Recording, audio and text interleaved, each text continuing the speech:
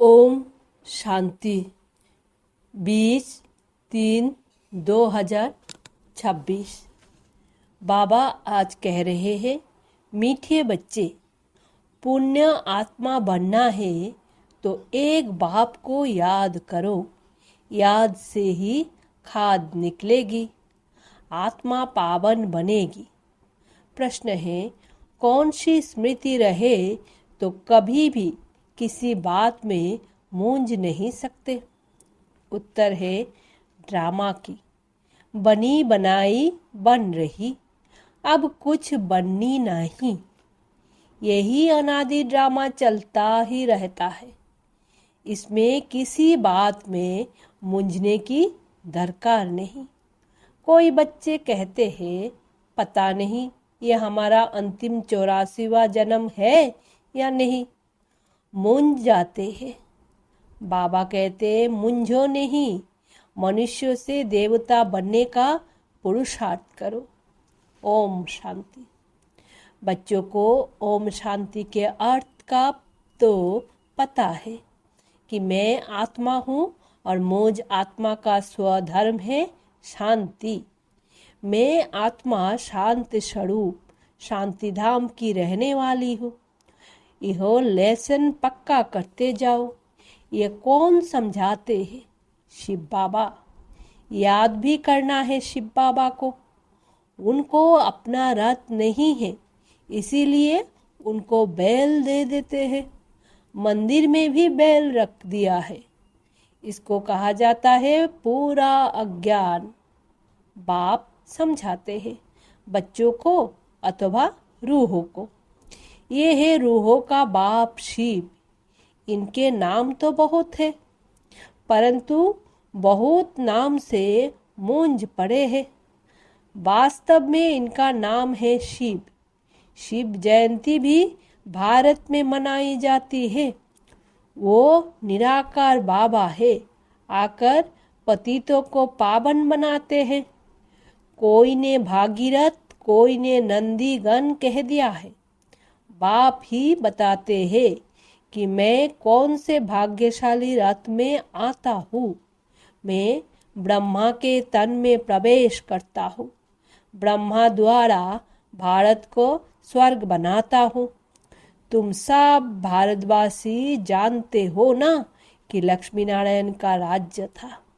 तुम सब भारतवासी बच्चे आदि सनातन देवी देवता धर्म वाले थे, स्वर्गवासी थे।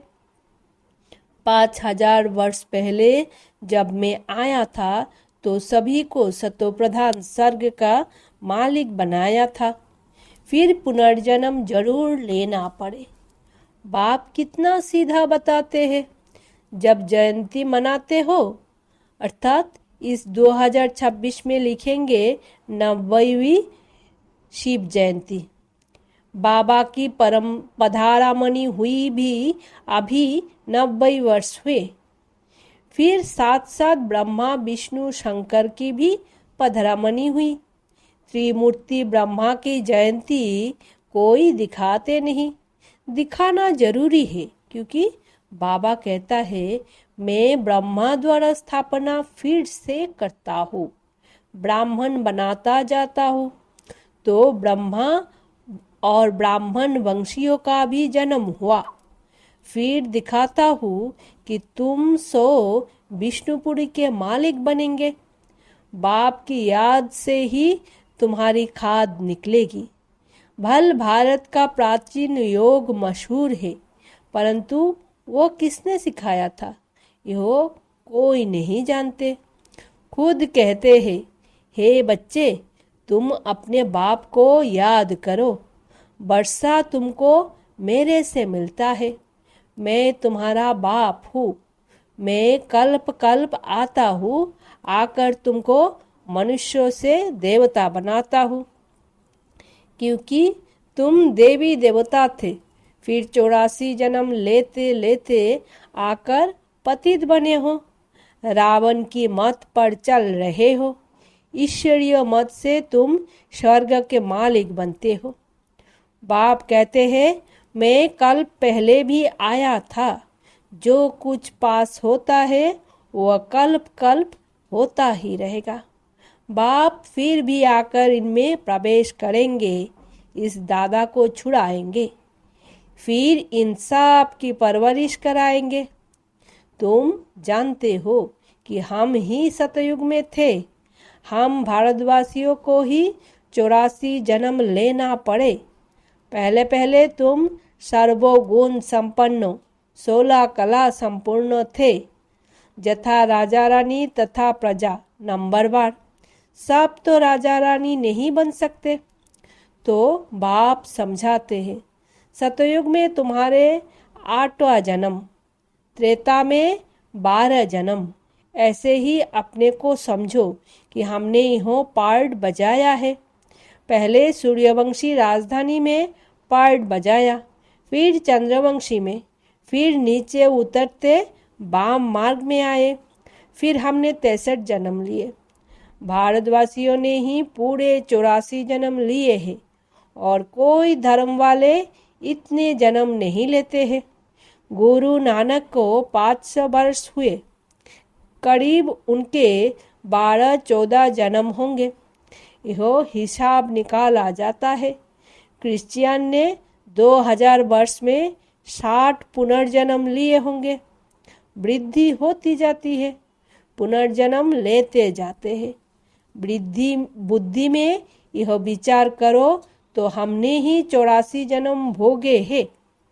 फिर सतप्रधान बनना है। जो कुछ पास हुआ ड्रामा, जो ड्रामा बना हुआ है वो फिर रिपीट होगा। बेहद की हिस्ट्री में तुमको ले जाते हैं।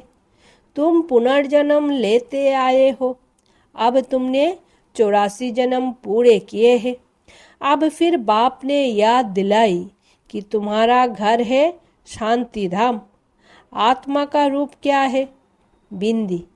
वहाँ जैसे बिंदियों का झाड़ है, आत्माओं का भी नंबरवार झाड़ है। नंबरवार नीचे आना होता है। परमात्मा भी बिंदी है। ऐसे नहीं कि इतना बड़ा लिंग है। बाप कहते हैं कि तुम हमारे बच्चे बनते हो तो मैं तुमको स्वर्ग का मालिक बनाता हूँ। पहले तुम हमारे बने, फिर मैं तुमको पराता हूँ। कहते हो बाबा हम तुम्हारे हैं, साथ साथ पढ़ना भी है। हमारे बने और तुम्हारी पढ़ाई शुरू हो गई। बाप कहते कि यह तुम्हारा अंतिम जन्म है। कमल फूल समान पवित्र बनो। बच्चे वायदा करते हैं, बाबा हम आपसे वर्षा लेने के लिए कभी पतित नहीं बनेंगे। 63 जन्म तो पतित बने हैं। यह 84 जन्म की कहानी है। बाबा आकर सहज कर बताते हैं, जैसे लौकिक बाप बताते हैं ना, तो ये है बेहद का बाप। वो आकर रूहों से बच्चे बच्चे कह बात करते हैं। शिवरात्रि भी मनाते हैं ना, ये है आधा कल्प का दिन और आधा कल्प की रात। अभी है रात का अंत और दिन के आदि का संगम। भारत सतयुग था तो दिन था। सतयुग त्रेता को ब्रह्मा का दिन कहा जाता है। तुम ब्राह्मण हो ना, तुम ब्राह्मण जानते हो कि हमारी अब रात्रि है। तमो प्रधान भक्ति है। दर दर धक्के खाते रहते हैं, सबकी पूजा करते रहते हैं। टिबाटे की भी पूजा करते हैं, मनुष्यों के शरीर की भी पूजा करते हैं। सन्यासी लोग अपने को शिवहम कहो बैठ जाते हैं, फिर माताएं जाकर उनकी पूजा करती है। बाबा बहुत अनुभवी है। बाबा कहते हमने भी बहुत पूजा की है, परंतु उस समय ज्ञान तो था नहीं। फल चढ़ाते थे, लोटी चढ़ाते थे मनुष्य पर। यह भी ठगी हुई ना, परंतु यह सब फिर भी होगा। भक्तों का रक्षक है भगवान, क्योंकि सभी दुखी है ना। बाप समझाते हैं कि द्वापर से लेकर तुम गुरु करते आए हो और भक्ति मार्ग में उतरते आए हो। अभी तक भी साधु लोग तो साधना करते हैं। बाप कहते हैं कि उन्हों का भी मैं उद्धार करता हूँ। संगम पर तुम्हारी सद्गति हो जाती है, फिर तुम 84 जन्म लेते हो। बाप को कहा जाता है ज्ञान का सागर, मनुष्य सृष्टि का बीज रूप, सत चित आनंद स्वरूप है। वह कब विनाश नहीं होता, उनमें ज्ञान है। ज्ञान का सागर प्यार का सागर है, जरूर उनसे वर्षा मिलना चाहिए। अभी तुम बच्चों को वर्षा मिल रहा है। शिव बाबा है ना, वो भी बाबा है, ये भी तुम्हारा बाप है। फिर शिव बाबा ब्रह्मा द्वारा तुमको पढ़ाते हैं। इसलिए प्रजापिता ब्रह्मा कुमार कुमारियाँ कहा जाता है। कितने ढेर बिके हैं। कहते हैं कि हमको डाढ़े से वर्षा मिलता है। बच्चे कहते हैं बाबा हमको नर्कवासी से स्वर्गवासी बनाते हैं। कहते हैं हे बच्चे, माँ में कम याद करो तो तुम्हारे सिर पर जो पापों का बोझ है वो भस्म हो जाएगा। फिर तुम सतोप्रधान बन जाएंगे। तुम सच्चा सोना, सच्चे जेवर थे। आत्मा और शरीर दोनों सतो प्रधान थे। आत्मा फिर सतो रजो तमो होती है, तो शरीर भी ऐसा तमोगुणी मिलता है। बाप तुमको राय देते हैं कि बच्चे मुझे याद करो। मुझे बुलाते हो ना कि हे पतित पावन आओ। भारत का प्राचीन राजयोग मशहूर है, वो अब तुमको सिखला रहा हूँ कि मेरे साथ योग रखो तो इससे तुम्हारी खाद जल जाएगी। जितना याद करेंगे उतनी खाद निकलती जाएगी। याद की ही मुख्य बात है। नॉलेज तो बाप ने दी है। सतयुग में जथा राजा रानी तथा प्रजा सब पवित्र थे, अभी सब पति थे। बाप कहते हैं कि इनके बहुत जन्म के अंत के जन्म में मैं प्रवेश करता हूँ। इसको कहा जाता है भाग्यशाली रथ। यह पढ़कर फिर पहले नंबर में जाते हैं। नंबरवार तो बनते हैं ना, मुख्य एक नाम होता है। बाप ने बच्चों को 84 जन्म का राज अच्छी रीति समझाया है। तुम आदि सनातन देवी देवता धर्म के हो, ना कि हिंदू धर्म के। तुम कर्म श्रेष्ठ धर्म श्रेष्ठ थे। फिर रावण के प्रवेश होने से धर्म कर्म भ्रष्ट हो गए हो। अपने को देवी देवता कहलाने में लज्जा आती है, इसीलिए हिंदू नाम रख दिया है। वास्तव में आदि सनातन देवी देवता धर्म के थे। तुमने 84 जन्म लिए हैं, फिर पतित बन गए हो। 84 का चक्र भारतवासियों के लिए है। वापिस जाना तो सबको है, पहले तुम जाएंगे। जैसे बारात जाती है ना, शिव बाबा को साजन भी कहते हैं। तुम सजनिया इस समय छी छी तमो प्रधान हो, उनको गुलगुल बनाकर ले जाएंगे, आत्माओं को पावन बनाकर ले जाएंगे। इसको लिबरेटर गाइड कहा जाता है। बेहद का बाप ले जाता है।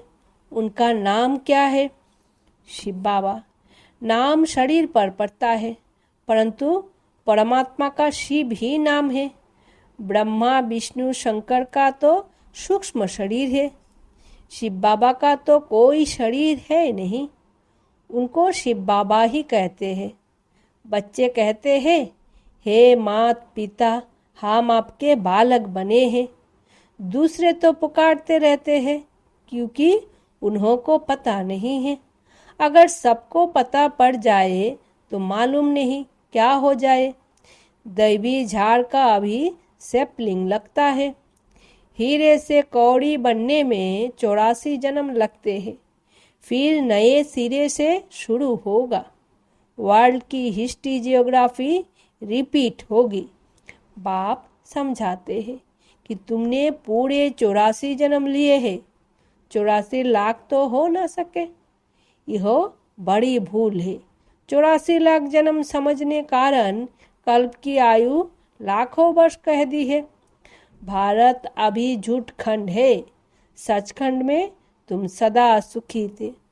इस समय तुम 21 जन्म का वर्षा लेते हो। सारा तुम्हारे पुरुषार्थ पर है। राजधानी में जो चाहो वो पद लो, इसमें जादू आदि की कोई बात नहीं है। हाँ, मनुष्यों से देवता जरूर बनते हैं, यह तो अच्छा जादू है ना। तुम सेकंड में जान लेते हो कि हम बाबा के बच्चे बने हैं। कल्प कल्प बाबा हमको स्वर्ग का मालिक बनाते हैं। आधा कल्प भटकते आए हो, स्वर्गवासी तो कोई भी हुआ नहीं। बाप आकर तुम बच्चों को लायक बनाते हैं। बराबर यहाँ महाभारत लड़ाई लगी थी और राजयोग सिखाया था। शिव बाबा कहते हैं कि मैं ही आकर तुमको सिखाता हूँ, ना कि क्राइस्ट। अभी तुम्हारा बहुत जन्म के अंत का जन्म है, मूंझो नहीं। तुम भारतवासी हो, तुम्हारा धर्म बहुत सुख देने वाला है और धर्म वाले तो वैकुंठ में आ नहीं सकते। ये भी ड्रामा अनादि चलता रहता है, कब बना यह कह नहीं सकते। इसकी नो एंड। वर्ल्ड की हिस्ट्री जियोग्राफी रिपीट होती है। यह है संगम युग, छोटा युग। चोटी है ब्राह्मणों की।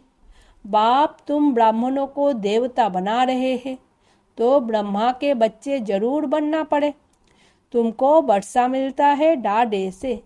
जब तक अपने को बीके नहीं समझे तब तक वर्षा कैसा मिले। फिर भी कोई कुछ ना कुछ ज्ञान सुनते हैं तो साधारण प्रजा में आ जाएंगे। आना तो जरूर है। शिव बाबा ब्रह्मा द्वारा ब्राह्मण देवता क्षत्रिय धर्म की स्थापना करते हैं। शिवाय गीता के दूसरा कोई भी शास्त्र है नहीं। गीता है ही सर्वोत्तम दैवी धर्म का शास्त्र, जिसमें 3 धर्म स्थापन होते हैं। ब्राह्मण भी यहाँ बनना है, देवता भी यहाँ ही बनेंगे। अच्छा, मीठे मीठे सिक्की लदे बच्चों प्रति मात पिता बाप दादा का याद प्यार और गुड मॉर्निंग। रूहानी बाप की रूहानी बच्चों को नमस्ते। हम रूहानी बच्चों की रूहानी मात पिता बाप दादा को याद प्यार गुड मॉर्निंग और नमस्ते। धारणा के लिए मुख्य सार। पहला, हर एक के निश्चित पार्ट को जान सदा निश्चित रहना, बनी बनाई बन रही ड्रामा पर अडोल रहना है। दूसरा, इस छोटे से संगम युग पर बाप से पूरा वर्षा लेना है। याद के बल से खाद निकाल स्वयं को कौड़ी से हीरे जैसा बनाना है। मीठे झाड़ के सेपलिंग में चलने के लिए लायक बनना है। वरदान, एक बाप की याद में सदा मगन रहो, एक रस अवस्था बनाने वाली साक्षी दृष्टा भवो। अभी ऐसे पेपर आने हैं जो संकल्प स्वप्न में भी नहीं होंगे, परंतु आपकी प्रैक्टिस ऐसी होनी चाहिए जैसे हद का ड्रामा साक्षी होकर देखा जाता है। फिर चाहे दर्दनाक हो या हंसी का हो, अंतर नहीं होता। ऐसे चाहे कोई का रोमांटिक पार्ट हो, चाहे स्नेही आत्मा का गंभीर पार्ट हो, हर पार्ट साक्षी दृष्टा होकर देखो, एक रस अवस्था हो। परंतु ऐसे अवस्था तब रहेगी जब सदा एक बाप की याद में मगन होंगे। स्लोगान, दृढ़ निश्चय से अपने भाग्य को निश्चित कर दो तो सदा निश्चिंत रहेंगे। अव्यक्त इशारे, निश्चय के फाउंडेशन को मजबूत कर सदा निर्भय और निश्चिंत रहो। कर्म करने के पहले यह निश्चय रखो कि विजय तो हमारी हुई पड़ी है। अनेक कल्प विजयी बने हैं। जब अनेक कल्प अनेक बार विजयी बन विजय माला में पिरोने वाले पूजन होने वाले बने हैं, तो अब वही रिपीट करना है। बना हुआ कर्म दोबारा रिपीट करना है। इसीलिए कहा जाता है कि बना बनाया। बना हुआ है लेकिन अब फिर से रिपीट कर बना बनाया। जो कहावत है उसको पूरा करना है। ओम शांति। शुक्रिया बाबा।